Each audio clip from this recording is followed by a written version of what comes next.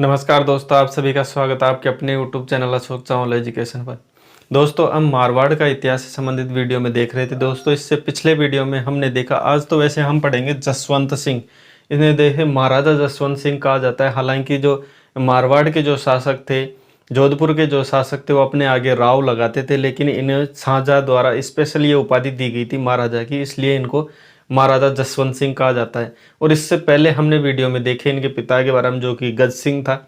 उन्हें उनकी जो प्रेमिका थी अनारा बेगम, उनके कहने पर छोटा पुत्र था जसवंत सिंह, इसको यहाँ का राजा नियुक्त कर दिया, यहाँ का शासक नियुक्त कर दिया। और इसके जो बड़ा पुत्र था अमर सिंह, उसको नागौर की जो रियासत वो दी गई। और नागौर में उनके साथ हमने पिछले वीडियो में देखा था कि उन्हें बीकानेर के करण सिंह के साथ उन्हें मतीरे की राड नामक एक युद्ध हुआ, जो कि 1644 में हुआ। उसके बाद देखिए, यहाँ पे जो गज सिंह की मृत्यु के बाद जो उसका छोटा पुत्र जो शासक बनता है, अपनी अनारा बेगम जो प्रेमिका है उसके कहने पर, तो वो नया शासक बनता है, वो महाराजा जसवंत सिंह बनता है। तो आज हम इसके बारे में पढ़ेंगे।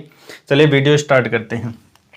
देखिए, महाराजा जसवंत सिंह है, अगर इससे संबंधित पूछे इनका जन्म कब हुआ है, तो ये देखिए इनका जन्म हुआ है 26 दिसंबर 1626 को। कब हुआ है? 26 दिसंबर 1626 को। तो इनका क्या हुआ, और इनके अगर शासनकाल की बात करें तो इनका शासनकाल हुआ है 1638 से 78 तक। तो ये ध्यान रखना, इनका जो शासनकाल है वो 1678 तक रहा है। अगर इनकी बात करें इनके पिता की मृत्यु के बाद, देखिए कि पिता की जब इनकी मृत्यु हुई तब यहाँ पे इनको एक सूबा दिया गया, तब वहाँ पे ये शासन कर रहे थे। तो उस समय ये तुरंत जैसे ही पिता की मृत्यु का इनको समाचार मिला तो आगरा में पहुँचे, क्योंकि उस समय मुगल सत्ता अधीन इनके थी। तो मुगल सत्ता के अधीन रहने के बावजूद क्या है कि ये यहाँ पे आगरा में गए। वहाँ पे शाहजहाँ, उस समय दिल्ली का जो शासक था, मुगल साम्राज्य में जो शासक था वो था शाहजहाँ, तो उसके अधीन गए और वहाँ पे आगरा में इनका राज तिलक करवाया गया। क्योंकि शाहजहाँ उस समय मुगल सत्ता थी, मुगल सत्ता में वो शासक थे, तो वही उनका नया राज्य, जैसे उनका अंडर में सब कुछ, ये राजस्थान में जितने भी शासक आते थे वो सभी उनके अंडर में आते थे, मुगल संधि के अधीन थे। इसलिए यहाँ पे जो नया राज तिलक करवाया गया था वो शाहजहाँ के द्वारा करवाया गया था। किसका किया था? वो महाराजा जसवंत सिंह का। ठीक है, ये किया गया राज तिलक की। अगर डेट पूछे तो 1638 से 25 मई 1638, उस समय 1638 में की गई थी। उस समय जो उनकी एज बताई जाती है वो है केवल 12 वर्ष। अब 12 वर्ष का जब नया शासक बनता है तो 12 वर्ष की एज छोटी एज मानी जाती है, इसलिए वहाँ का जो राजगद्दी है वो उनको दी नहीं जाती, ओनली उनका राज तिलक करके उनका शासक नियुक्त की जाती है। तो ये ध्यान रखना, यहाँ पे ओनली शासक के तौर पर इनकी नियुक्ति की गई, इनको नई राजगद्दी नहीं दी गई थी। उस समय राजगद्दी के बतौर पर यहाँ पे एक मंत्री नियुक्त किया है, जो कि शाहजहाँ के द्वारा यहाँ पे नियुक्त किया गया। उस मंत्री का नाम था राज सिंह कुंपावत। क्या था? राज सिंह कुंपावत था, वो था आसोपा का ठाकुर। ये ध्यान रखना, आसोपा के ठाकुर को यहाँ पे राज्य का निर्वहन करने के लिए यहाँ पे एक मंत्री के रूप में यहाँ पर बैठाया गया और यहाँ पे राज तिलक कराया। ओनली केवल राज तिलक किया गया था यहाँ पे तो 1638 में, और ये केवल 12 वर्ष के थे, इस वजह से इनका राज तिलक ही किया था, उस राजगद्दी पर नहीं बैठाया गया। उसके बाद बताते हैं कि 30 अप्रैल 1640, ध्यान रखना डेट से संबंधित प्रश्न पूछे जाते हैं, इसलिए मैंने यहाँ डेट लिखने का प्रयास किया है। तो 1640 को इसको गद्दी पर बैठा दिया गया। ध्यान रखना, गद्दी पर बैठा 1640 में, यानी 2 साल बाद, और 1638 में राज तिलक करवाया गया, वो क्या शाहजहाँ के द्वारा करवाया गया था। उसके बाद देखिए 1655 में शाहजहाँ द्वारा महाराजा की उपाधि, ये ध्यान रखना। वैसे तो आपको पता है राठौड़ जितने भी शासक हैं वो अपने नाम से पहले राव लगाते थे, चाहे वो हमने राव गांगा पढ़ा, राव मालदेव पढ़ा, राव चंद्रसेन पढ़ा, ठीक है, वो सभी राव गज सिंह इत्यादि जितने भी हमने शासक पढ़े हैं वो राव लगाते हैं अपने नाम के आगे। लेकिन इनको महाराजे की उपाधि शाहजहाँ के द्वारा दी गई थी, इस वजह से ये अपने नाम के आगे महाराजा जसवंत सिंह लगाते थे। ठीक है, आपको समझ में आ गया वो। उसके बाद देखिए, अब बात करते हैं जो दिल्ली रियासत है, वहाँ पे भी कुछ उथल पुथल हुई, यानी मुगल सत्ता में भी कुछ उथल पुथल देखने को मिला। उस समय देखिए क्या है, जब पिता की तबीयत खराब हो जाती है, मतलब यानी यहाँ पे शाहजहाँ की तबीयत बिगड़ती है। कब बिगड़ती है? 1657 में जब शाहजहाँ की तबीयत का ऐसा सूचना मिलती है कि उसकी तबीयत कुछ खराब है, तो इनके जो 2 बेटे थे औरंगजेब और दारा सिकोह, उनमें क्या है कि सत्ता अपनाने को, सत्ता को हड़पने के लिए युद्ध होने स्टार्ट हो गए। अब ऐसा होता ही है कि अगर जो महाराज होता है, पहले तो ये देखा जाता है कि जो राजा सर्वे सर्वा होता है उसकी अगर मृत्यु, या तो मार के उनको राजा बनते थे, जैसे हमने यहाँ पे भी देखा कि मारवाड़ में भी पितरंता हुए हैं, जैसे राव गंगा की मृत्यु करके मालदेव पितृहंता के रूप में बाद में शासक बना। तो वैसे मुगल सत्ता में भी ये था कि मतलब अगर पिता की मृत्यु करके भी शासक बना जा सकता था। अलग इसमें जब उनकी तबीयत खराब हुई थी, इसी मामले को लेकर यहाँ पे नवीन जो नया शासक बनने की नियुक्ति थी उससे संबंधित युद्ध होने प्रारंभ हो गए। उस समय जो पहला युद्ध हुआ था वो हुआ था धर्मत का युद्ध। ये ध्यान रखना, बहुत इंपॉर्टेंट है परीक्षा की दृष्टि से, तो यह याद रखना। डेट इनकी आपको पता होना चाहिए, 16 अप्रैल 1658 में। कब हुआ था? 16 अप्रैल 1658 में हुआ था, जिसे धर्मत का युद्ध कहा जाता है। और ये उज्जैन के पास में एक जगह है धर्मत, वहां पे लड़ा गया था। ठीक है, ये ध्यान रखना, उज्जैन एमपी के पास में यहाँ पर एक जगह है, वहां पे धर्मत में लड़ा गया था। उसमें औरंगजेब एक साइड में था और एक साइड में था दारा शिकोह। अगर बात करें कि राठौड़ वंश था, जो कि महाराजा जसवंत सिंह था, वो इसकी तरफ था। तो ध्यान रखना, यहाँ पे जसवंत सिंह मैं लिख देता हूँ। तो जसवंत सिंह ने जो लड़ाई की थी ना, वो जसवंत सिंह ने की थी दारा शिकोह। और यहाँ की अगर बात करें, मुगल सेना भी थी, वो भी जसवंत सिंह के साथ ही लड़ी थी, यानी जसवंत सिंह या फिर कह दो दारा शिकोह। अब एक साइड में तो दारा शिकोह, जसवंत सिंह और मुगल सेना थी, और दूसरी तरफ था औरंगजेब। हालांकि इस युद्ध में जो विजय हुई थी वो औरंगजेब की हुई थी, और दारा शिकोह और जसवंत सिंह की सेना के साथ साथ मुगल सेना यहाँ पे पराजित हुई थी। और यहाँ पे औरंगजेब इस सेना में विजय रहा, यानी जो धर्मत का युद्ध है उसमें विजयी रहा है। उसके बाद देखिए यहाँ पे दूसरा एक और युद्ध होता है।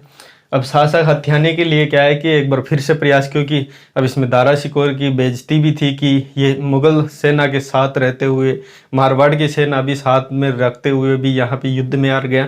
तो इसमें एक क्या रहता है, मलाल रहता है एक मन में कि हाँ नहीं मैं क्यों हार गया। तो उन्होंने दोबारा युद्ध किया। वो बताते हैं कि सामूगढ़ का युद्ध किया गया। कहाँ पे? सामूगढ़ का, जो कि है आगरा के पास में एक जगह पड़ती है सामूगढ़, वहाँ पे, जो कि 30 अप्रैल 1658, यानी ये इसी साल में, ये भी 1658 धर्मत का भी, और ये सामूगढ़ का भी 1658 में हुआ। अंतर बताया जाता है, 16 अप्रैल में हुआ और यहाँ पे 30 अप्रैल, ओनली यहाँ पे 13-14 दिनों का फर्क था, जिसमें ये दूसरा युद्ध हुआ। तो ध्यान रखना, ये दूसरा युद्ध होगा, जिसमें भी क्या होता है कि औरंगजेब भी विजयी होता है इसमें भी, और दारा शिकोह फिर वापस इसमें हार जाता है। और बताते हैं कि 13 अगस्त 1658 में जसवंत सिंह को, यहाँ पे ऐसे बताते हैं कि जब, अब देखिए यहाँ पे वैसे जसवंत सिंह था वो दारा शिकोह का साथ दे रहा था। अब नया जो शासक बनता है वो औरंगजेब बनता है, क्योंकि दारा शिकोह हार जाता है। तो जहाँ पे शासक हार जाता है तो उससे संबंधित जितने भी राजा साथ देते थे उसके, वो भी उसके विरोधी हो जाते थे, यानी औरंगजेब के विरोधी होना लाजमी था।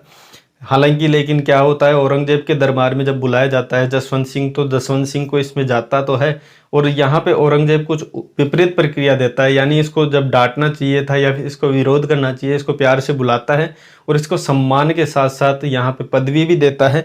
और ऐसा बताया जाता है इन्हें जहानाबाद का सूबा दिया गया।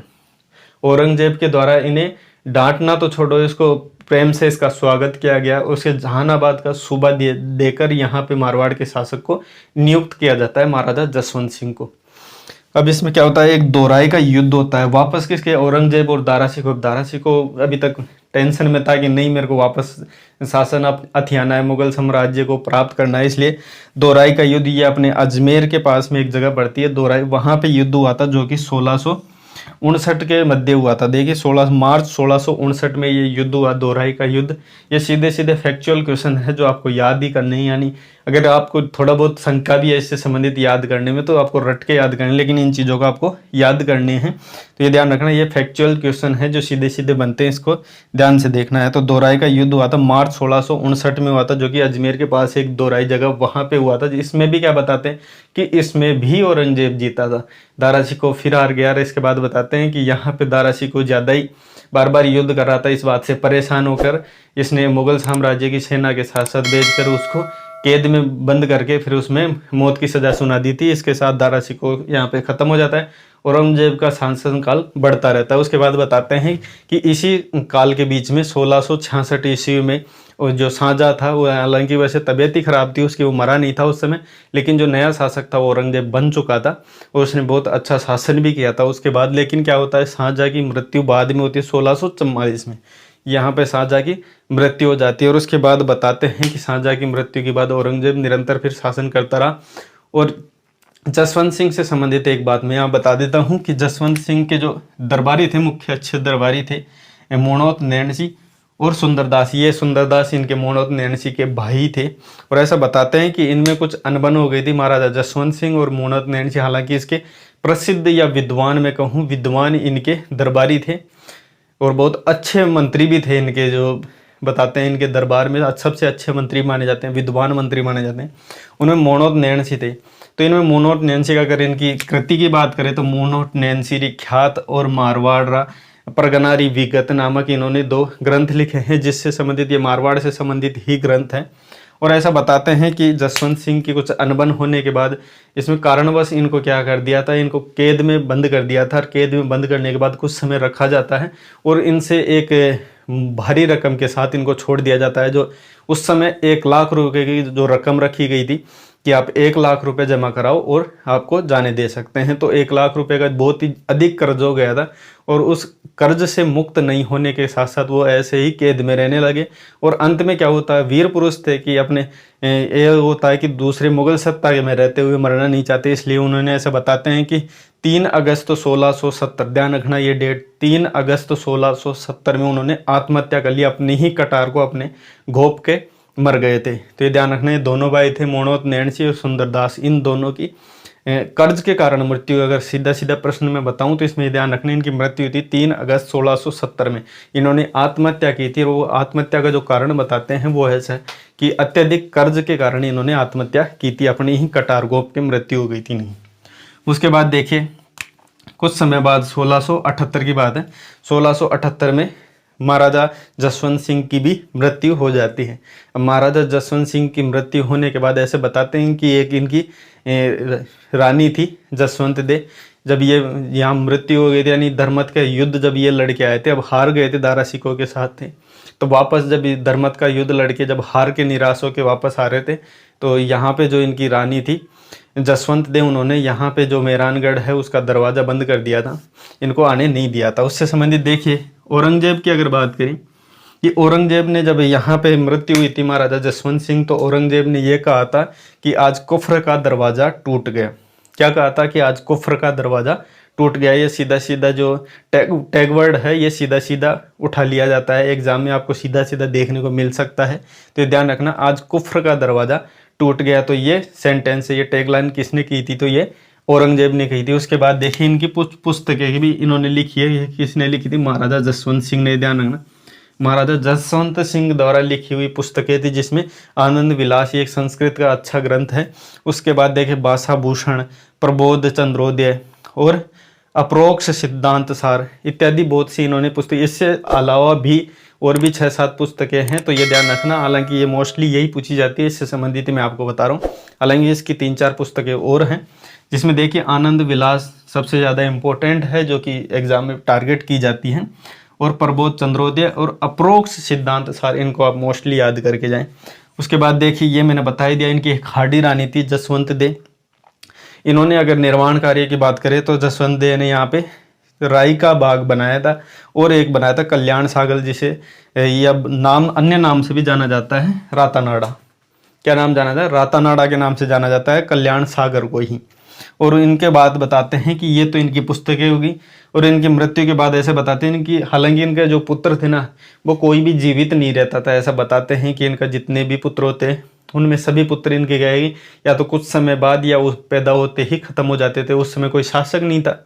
अब शासक नहीं होने की वजह से वहाँ के जो औरंगजेब था, अब उसको भी औरंगजेब था, उसको अच्छा फायदा मिल गया कि हाँ इसका कोई शासक नहीं है।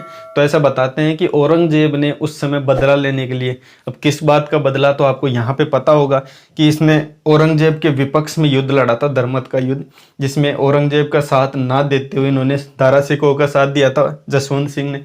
तो इस बात का औरंगजेब को दुख भी था कि इन्हें मेरा भाई का साथ दिया, मेरा साथ नहीं दिया था। तो इस बात का बदला लेने के लिए यहाँ पे बताते हैं कि जोधपुर को उस समय औरंगजेब ने खालसा घोषित कर दिया था। इस समय खालसा घोषित कर दिया तो अच्छा बदला, और उसके बाद उसका कोई पुत्र भी नहीं था उस समय। तो ऐसा बताते हैं कि उस समय उनकी जो 2 राजकुमारी थी, जस कुंवरी और नरु की। ध्यान रखना, जस कुंवरी और नरु की, ये पेट से थी उस समय, यानी ये गर्भवती महिलाएं थी। दोनों रानियां जो गर्भवती थी, हालांकि और भी रानियां थी इनके, लेकिन ये 2 रानियां थी उस समय जो गर्भवती थी। जिसके बाद बताते हैं कि गर्भवती थी, हालांकि इसके और कोई पुत्र नहीं था। इस वजह से औरंगजेब ने जोधपुर की भूमि को खालसा घोषित कर दिया था। और यहाँ पे इससे जसवंत कुंवरी यानी जस कुंवरी से जो पुत्र पैदा होता है वो है अजीत सिंह, जो बाद में आगे जाकर यहाँ पे नया शासक नियुक्त होता है जोधपुर का। और वो किस प्रकार से नियुक्त होता है वो नेक्स्ट वीडियो में देखेंगे। उसके बाद देखिए नरुकी है, इससे भी एक पुत्र उत्पन्न होता है जो दन, इसका नाम था दलथम्बण। क्या नाम था? दलथम्बण जो पुत्र था। ये वैसा बताते हैं कि अपनी छोटी एज में थे उसी समय ये खत्म हो जाते हैं, यानी उसकी मृत्यु हो जाती है। उसके बाद यही पुत्र होता है जो बाद में नया शासक बनता है। ये बनता है तो देश में बताते हैं कि दुर्गादास राठौड़ थे, जो कि मारवाड़ के यूलिसेस कहे जाते हैं, वो या उनके प्रयासों के माध्यम से ही यहाँ पे जो अजीत सिंह है वो नए शासक नियुक्त होते हैं। और किस किस प्रकार से यानी कितनी मशक्कत के बाद यहाँ पे नए शासक नियुक्त किए गए थे दुर्गादास राठौड़ के द्वारा, तो उससे संबंधित हम वीडियो में कल डिस्कस करेंगे। अभी के लिए इतना ही। आई होप आपको ये सारी चीज़ें, सारी डिटेल्स आपको समझ में आ गई। हालांकि आज थोड़े तथ्यात्मक बातें ज़्यादा थी, डेट्स वगैरह थोड़ी ज़्यादा थी, तो ये ज़्यादातर पूछी जाती हैं युद्ध वगैरह से संबंधित सारी बातकारी तथ्यात्मक ही पूछी जाती हैं, इसलिए इन चीज़ों को आपको याद करना ज़रूरी है। तो आज के लिए तो इतना ही, मिलते हैं नेक्स्ट वीडियो में। वीडियो देखने के लिए आपका बहुत बहुत धन्यवाद।